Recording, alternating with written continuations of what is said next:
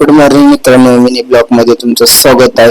तर आज आपल्याला जायचं होते किराणा दुकानात घरचे थोडे सामान आणायचे होते.